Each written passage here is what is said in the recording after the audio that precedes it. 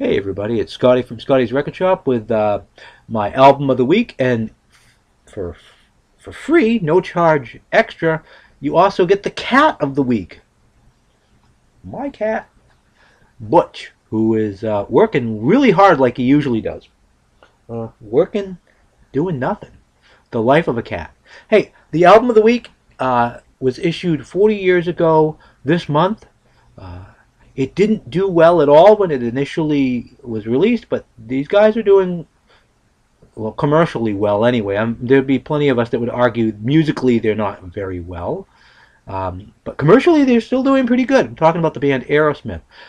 Before I get into it, let me just tell you, if you don't have the first four AEROSMITH albums and you've never heard them, if you've lived under a rock, or you're a youngster and haven't weren't around when these things came out, pick them up. Even if you don't pick them up on vinyl, just check them out. The first four Aerosmith albums just rock. They're just great. Um, anyway, the first album was released, like I said, in January of '73.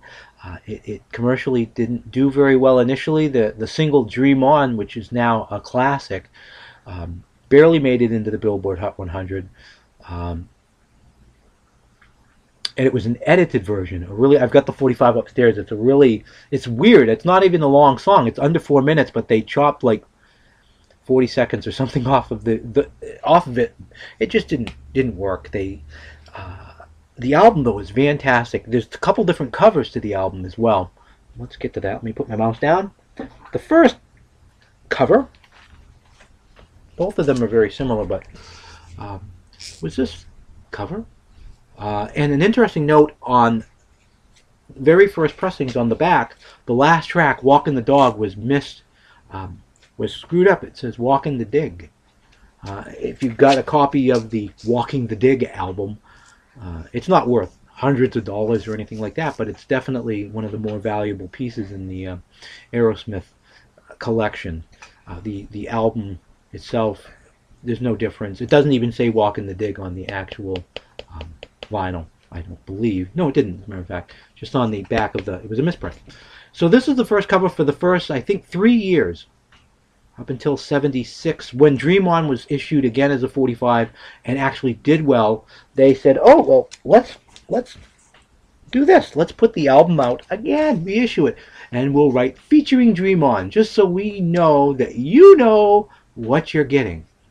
The album itself there's no difference in music or anything. Same back cover.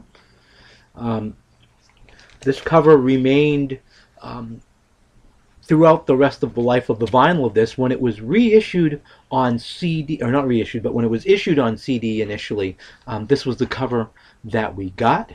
Then they went and remastered it and put back the original cover. It's a fantastic record. I always say that it sounds like they hung a couple of mics up in the studio and just went at it. Got some, a couple cases of beer and went at it for, the afternoon. It wasn't much more than that, from what I understand, with that record. And it's Aerosmith just doing what they do best, which is rock, which is something I wish they weren't trying to make hit singles. I wish they would go back to that, just making a good old-fashioned record. And not trying to have a hit single with country stars and pumping Steven Tyler's head up. But anyway, as far as what did I want to say? What I wanted to take and comment about possibly them reissuing this stuff. They are sitting on a gold mine with their first albums, especially. There's tons of stuff that could be added on to this.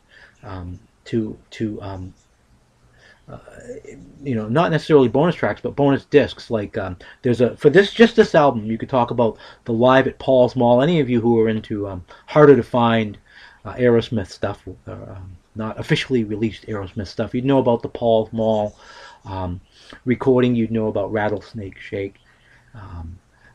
Two wonderful things that would work well because they're both from the initial first Aerosmith tour.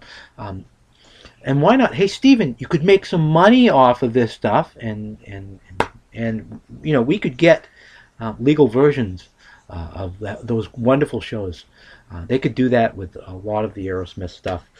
Of course, there's a great show in Detroit in '74 for their second tour, I believe it was. They could have done that for Get Your Wings. Of course, the live at Central Park thing for Toys in the Attic. And it goes on and on and on. Anyway, that is my album of the week with a bunch of extra added comments that I'm not even going to charge you extra for. And my cat, who I'm not going to charge you extra for either.